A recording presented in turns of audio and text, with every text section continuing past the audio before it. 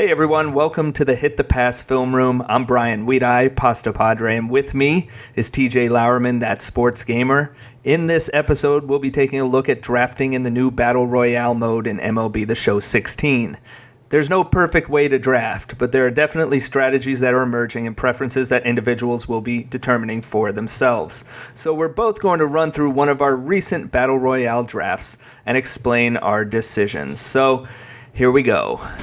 This is my draft, Pasta Padre's draft. Welcome, TJ, into the Hit the Pass Film Room as we look at this. This is the first pick here. We've got four possible selections, four diamonds, and they're Josh Donaldson, Jose Altuve, Kenley Jansen, and Matt Harvey.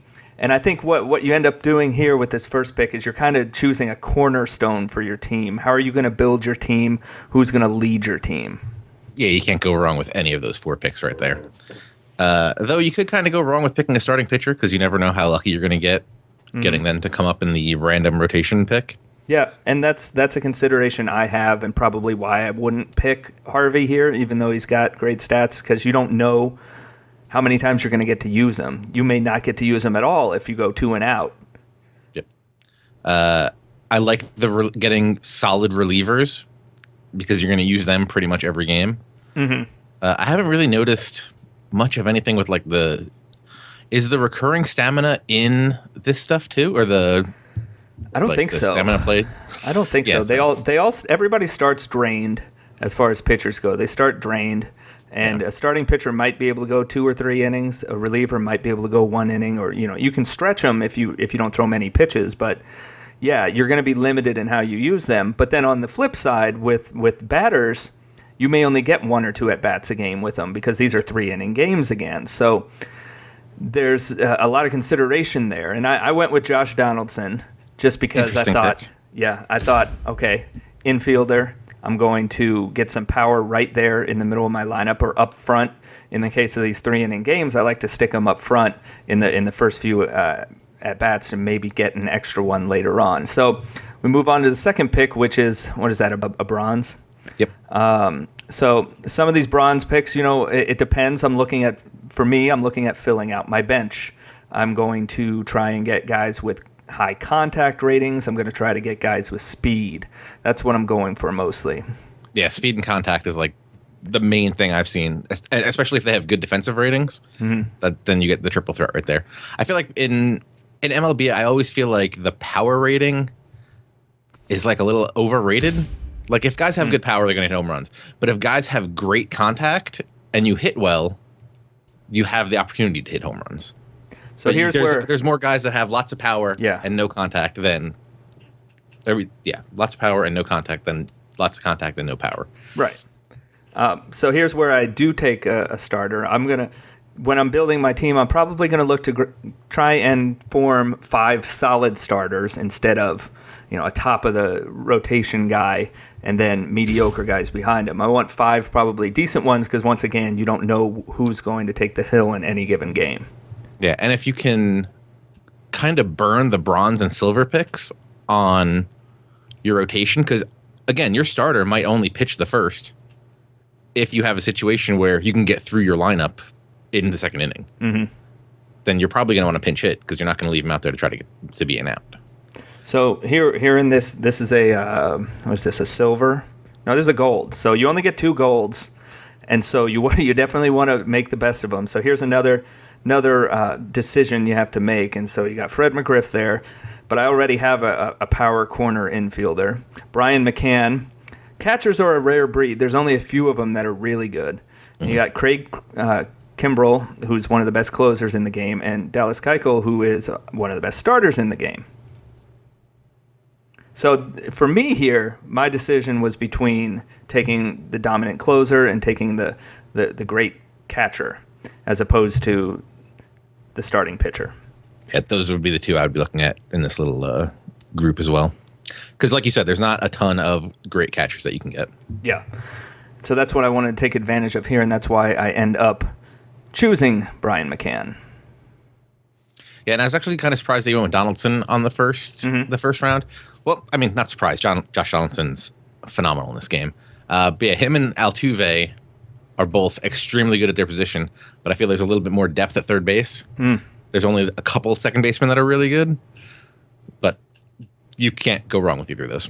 Yeah, and that's a good point. Again, you have to consider all those things, the positional availability and all of that in each one of those choices that you make. So McCann was my pick there, and we got another silver here.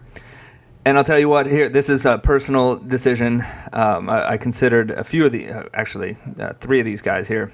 But Taijuan Walker, I'm a Mariners fan, so I end up going here with Taijuan Walker. I don't know what it is. I actually bought him in my Diamond Dynasty also. His throwing motion is so smooth. Like, I don't think there's another pitcher in the game that I'm able to time on the pitching meter perfectly as often as I am with him. So that was my choice there. Yeah, that's actually something I've noticed this year. I've made the switch back from pulse pitching to the meter, and I forgot how annoying it was having guys with really funky deliveries. Yeah, it can really throw you off. So I have one more gold. So that's what we got here. We got a Jimmy Rollins, a young Jimmy Rollins. We got Willie Stargell, Jake McGee as a closer, and Louis Tiant, who is actually phenomenal as a pitcher in this game. His array of pitches are really good and tough for opponents to deal with. So I had a choice here. I think I was leaning towards Stargell and Tiant, and once again I chose against taking the big-time pitcher, and I chose Stargell, if I remember correctly here. Yeah, I got Stargell in one of my drafts, and he was pretty dominating. I mean, yeah, some great power numbers there, and plus, I believe he plays in the outfield, right? Take on right field. He can play. He plays first, but he can also play left field. That's what I ended up doing. I ended up moving him to right field. Ooh, lucky again. Yeah, that Jimmy Rollins twice. Yeah, and I pass on it twice. Ooh, I believe I pass on it, right? I don't know. Oh, I've heard good things about Trevor Rosenthal, and also Joe Panik has really good contact. I assume you're going to go with Rosenthal. I hope. I don't. No. Well, we're going to find out. We're going to find out. I went with the Rollins. Oh, you did go with the Rollins. See, you told me. Yeah. See, I'm remembering as I go. So yeah, it's funny. I went through my video before, and I was like, oh, who would I draft if I was doing this again? And there was like 7 cards I would have got different. Yeah. You're gonna learn as you go, and you're gonna find guys who just suit you better. So I'm looking here. I have no one in my bullpen yet, and so I think this is where I'm leaning right now. I considered probably Blackmon there, but. Yeah, and Blackmon and LeMahieu both have really good contact numbers. So. Yeah, and that's big. That's big, especially in these short games, if you can get guys on base. But I wanted to grab a closer right now. And I wonder, last year Tanner Roark was really good because he was a relief pitcher with lots of stamina, which would come in handy here. Yeah. But here they just have him as a starting pitcher. Yeah. Another silver here. So there's another starter, another closer I could consider. Solid guys. Yeah. Although I hate Papelbon, so I didn't want to take him regardless. I feel like that's a very popular opinion. Yes. Panik, I believe, is my choice here. Yeah, Joe Panik's got a lot of contact, and especially a lot of contact versus lefties. Yes. Sometimes I feel like when drafting here, people are mainly going to go for contact versus righties because there's so many right-handed pitchers. You're more likely to see a righty. Yeah.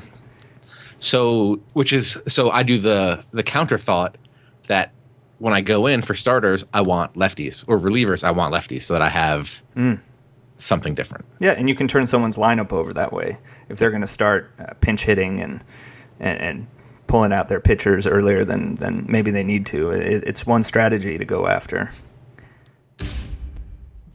I wanted to take Quackenbush just because I love the name, but I didn't choose Quackenbush here. Delino DeShields is one of those kind of combo guys who you're going to get speed out of and contact. Yeah, and I also love that he can play a lot of positions. Oh, has speed. So in case you get into that situation where you need to do a pinch runner, but like your bench doesn't really work with the position that you're pinch running for, that you have a guy that can come in and actually fill in one of those positions. Have you been able to steal bases?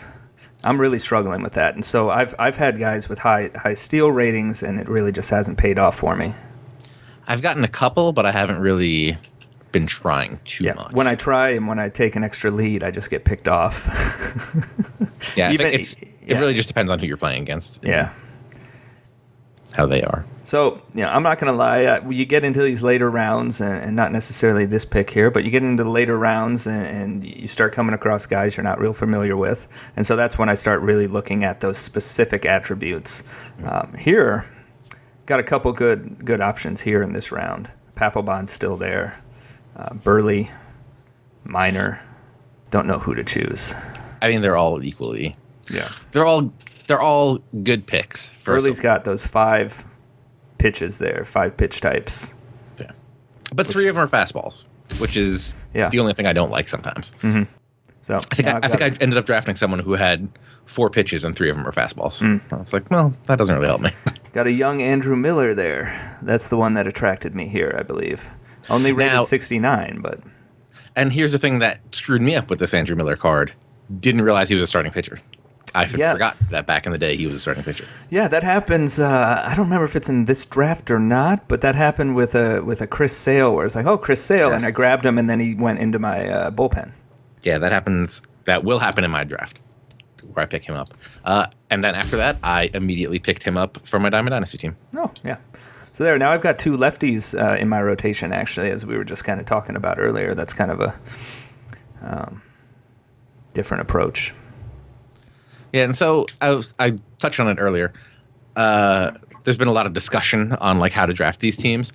A lot of people have been saying with the bronzes, try to bury them in your bullpen if you can, or on your bench, so that you increase your odds of getting a player you're going to use more at a higher rating. Mm-hmm. But I feel like that hasn't really worked out for me, but that's just anecdotal. Yeah.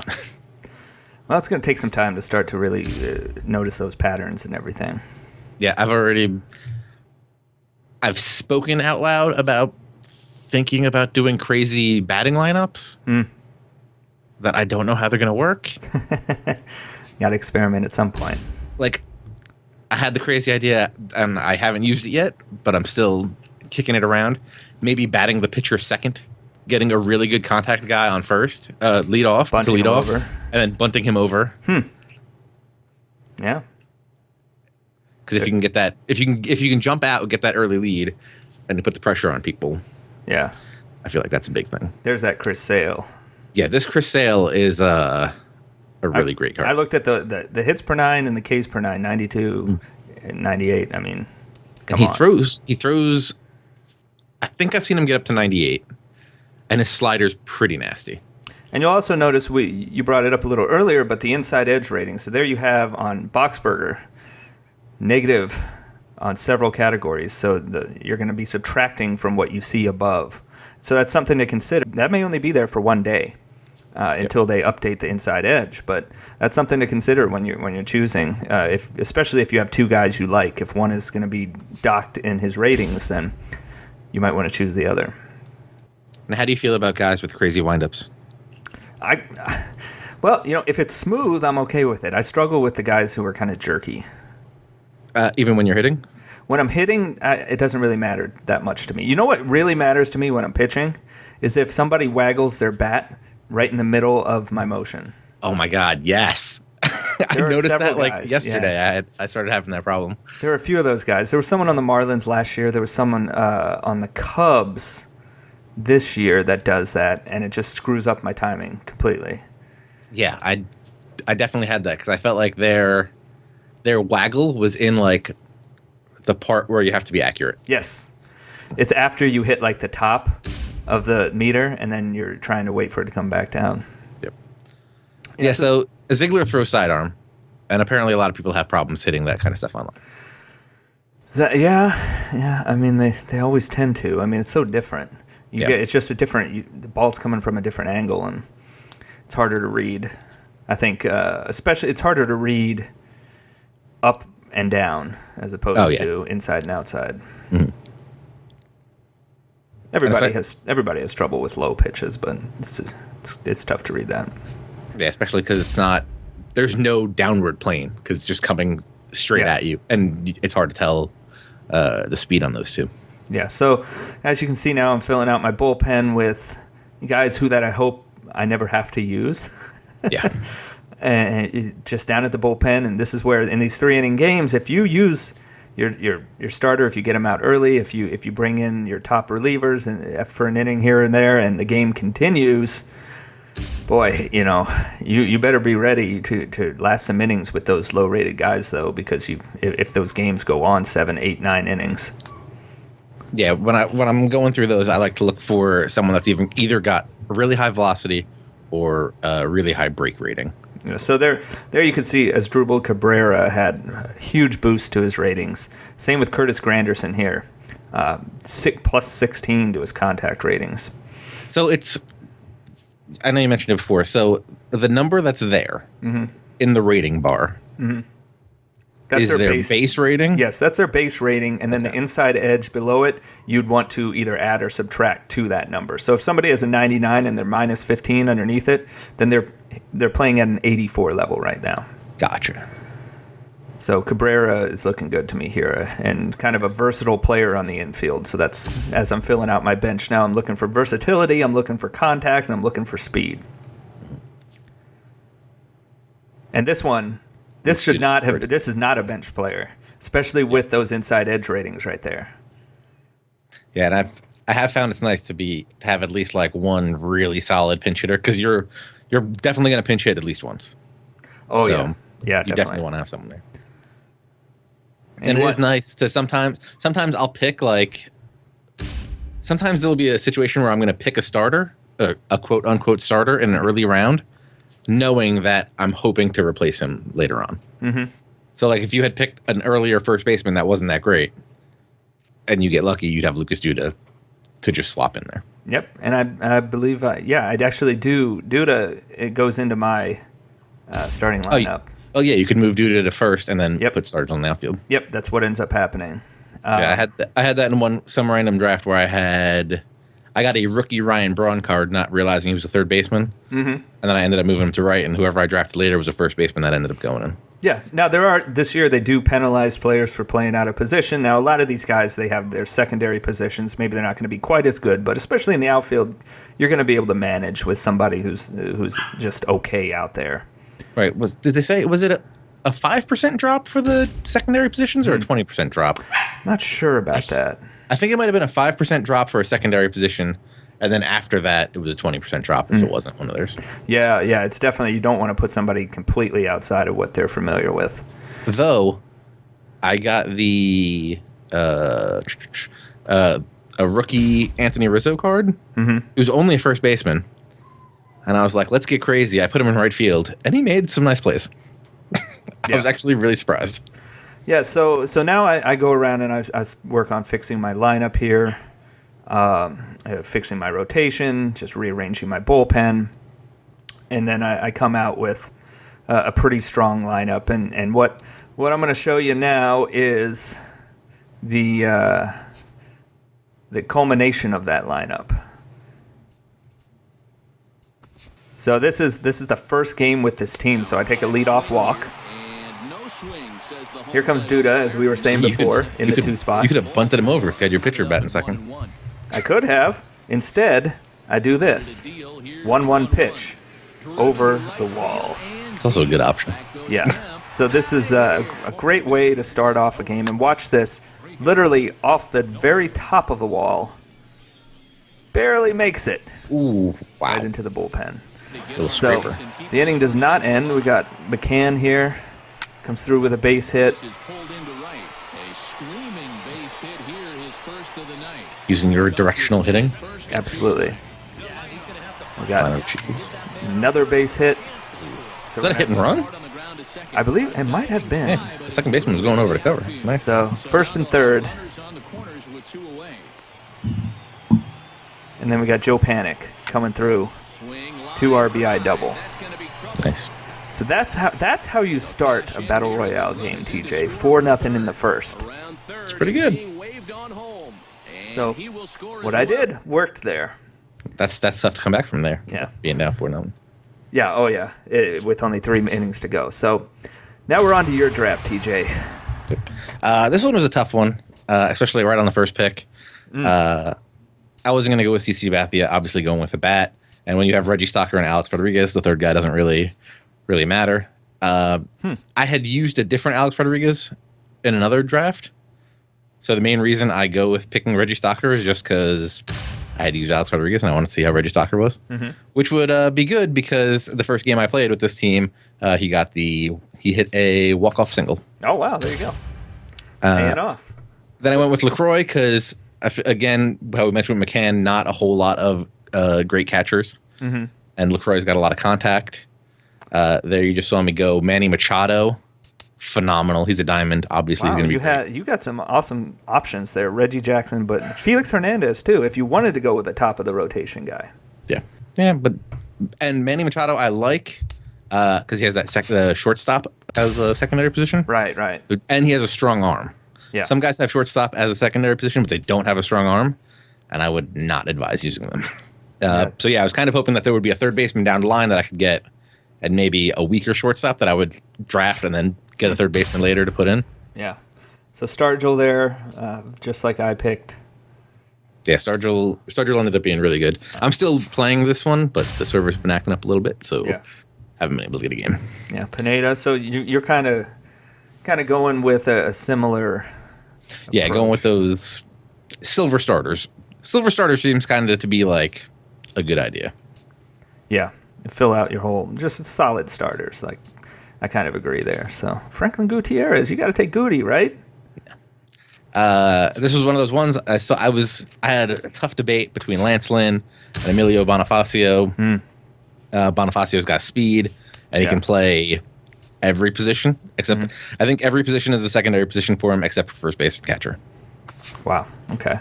Pat Neshek, I'm gonna take here. Everybody loves him because everybody uses him online. So why not? Yeah. It's funny because so many people used him online last year that I got to the point where I absolutely destroyed him all the time. You figured him out. Yeah. He got exposed. Yep. Again, I like contact and speed. I figured Ben Revere was a good play there. He's got a ton of both. Here, I really didn't know what to do. I probably should have looked at Geyer stats with his boost, but they probably wouldn't have been that great. Yeah, just a couple points. Yeah. Bobby Parnell was also another good choice. I could have gone with the Polanco and hopefully got a better third baseman or shortstop, but I ended up going with Peacock there. This was another tough one. Probably should have looked and seen Wilmer Flores' stats and probably picked him, but I did not. I went with Taylor Jordan. Ooh, Jay Bruce, huh? Yep. An old school one. Had one outfield spot left. Yeah. Figured I'd give it to Jay Bruce. You have already. I see your lineup coming out. A lefty-heavy lineup. I also had a lefty-heavy lineup. I like lefties. In this game, I hit really well with lefties. Corey Seager's a really good hitter for me. But I was like, let me take one ace and see how I can do with him. I have Corey Seager on my Diamond Dynasty team, and he's really good. Oh yeah. I think I'm hitting high 300s with him, and I've just started hitting home runs with him. Yeah. The Trevor May pick, he had 5 pitches. I want to say he had a 12-6 curveball and a slider, which is kind of my favorite combination right now. Yeah. Again, because that seems to get them preferences. thinking. Some people's got their combos, that they like to go to. This guy had high velocity, so I went with that guy. I think he throws like 97 something in the game, so that was good. Here I go with Trey Turner because he's a good defensive shortstop. He doesn't have the great contact or power numbers, but he's not going to be a defensive liability. He might be a liability with the bat, but I'd rather have the defense not be the problem. That Chris Sale is going to be deadly on any lefties in a lineup. Yeah, that Chris Sale is, if you're just playing Diamond Dynasty, he's like a poor man's Aroldis Chapman. Oh. He's going to throw 98. He's got a 6 slider, and I think he's also got a change and a 2-seam. Pricey on the market? Is he an expensive one? He's only, I think he's a couple thousand if you get the card, but you can also do if you get the 25, you can go out and get the 25 cheapest White Sox and do the collection for them. And I think it's like 2,000 coins. Okay. Yeah, I haven't gotten into the collections and stuff yet. I've just kind of been finding my way so far. I also got C.J. Wilson and Justin Wilson, 2 more lefties in the bullpen because I figured you couldn't have enough. Yeah. And then whatever reliever I just picked, I got because he had real high velocity on his radial thing. This one was a tough one. I really didn't know which way to go. That Ryan Howard could be an interesting pinch hitter, I wonder. Yeah, I looked at him, but his contact and power numbers just didn't really they didn't really excite me. I went with Ryan Goings. I probably could have gone, or I went with Ryan Goings, and I could have went with Owings, whatever that guy's name was.